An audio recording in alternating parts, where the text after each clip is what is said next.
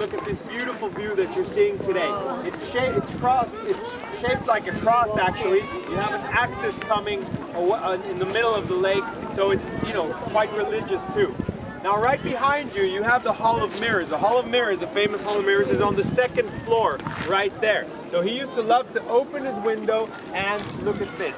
These two fountains, these two basins that are in front, they used to be on most of the time. They used to save a lot of water for these two, because at any given time, Louis XIV could peek his head out of the Hall of Mirrors, and he wanted to see at least some fountains working. So these were pretty much always on, or at least when they knew he was awake. But the rest, well, you know the story. Now guys, Versailles would come up in the world radar many, many times after all of this royal business finished here.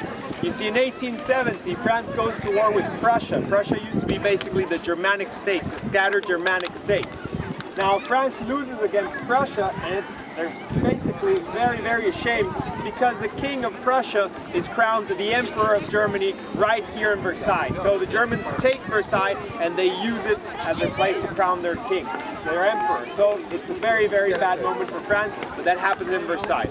Then later it would reappear Versailles in 1914 with the Treaty of Versailles, which was basically after World War I. The countries that won were deciding what they were going to do with the countries that lost, and they signed this treaty right here at Versailles. Hitler also took Versailles for some time when he took Paris and France, and it's been, you know, it's been quite a ride with Versailles. But guys, this actually turns into a museum in 1833, Versailles. The monarchy turned it into a museum. You see, the revolution happened, and then Napoleon came in. They chose Napoleon as their emperor. But believe it or not, after Napoleon, the monarchy got the chance to come back into power. So they first got rid of it, but they come back. And it's the monarchy, believe it or not, that turned this place into a museum. Then you have Napoleon III, and well, that's another political story. But it's been a museum for quite a while. It's publicly owned. I'm telling you, the only thing that is privately owned is the Trianon. And basically, guys, what you've been seeing today is the dream of a king. This was his dream. This is what he accomplished in his life. And this actually was an example for the whole of Europe. You see, a lot of kings were inspired or basically jealous after they saw this chateau. So after Versailles, you start getting many chateaus built here in Europe. And while there's many beautiful chateaus, there's no gardens like the gardens that you've seen today. They're the biggest gardens and probably the most beautiful ones in the whole world. So this is where we end the tour, guys, because I like to end it with the beautiful view of the Grand Canal. Remember, you have many things to do after this. You can walk back down there to the canal and rent a boat, have lunch. You can try and get into the museum if there's not too much of a line. The way to Paris is really easy again. We just came through there, remember? We started on the left side of the chateau. You just get out of the chateau again, you walk on that main street, and you take your first ride to the train station. Again, all of the trains go back to Paris. There's no problem with the trains now. I'm very sorry for everyone that had problems today with the trains and for all the stress this caused. And I hope you had a good time. Besides that, you discovered Versailles. And thank you very much, guys. Today, we spent some time here at Versailles. First, we started with a train from St. Michael's, the place of St. Michael's where the fountain is. And we met with our guy, the guided tour. I think they're New Europe, Sandman's or something like that. Sandman's New Paris tours.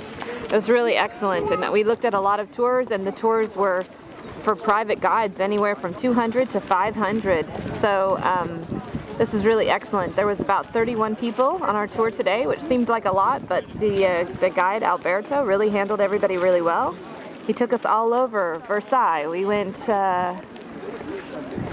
not to every single corner of it because the gardens are 2,000 acres, but he gave us a lot of history, mostly about Louis XIV, but also about Louis XV and Louis XVI as well, and about the Revolution, and lots of interesting French history today. And we really enjoyed walking around outside with the kids, and we had a good day. Today we're not going to try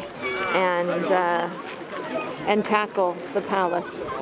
The palace entrance, I think, is about €10 per adult, and the gardens were free, but because we came on a guided tour, you know, we paid a little bit for the tour. and the train tickets here. So it was excellent. I would totally recommend them, and I would do it again. In fact, it was really lovely. But I would also like to do the inside of the palace next time, perhaps when the children are not with us, or if we really wanted to spend all day here. But it's about 2:30 and we're ready to head back to Paris.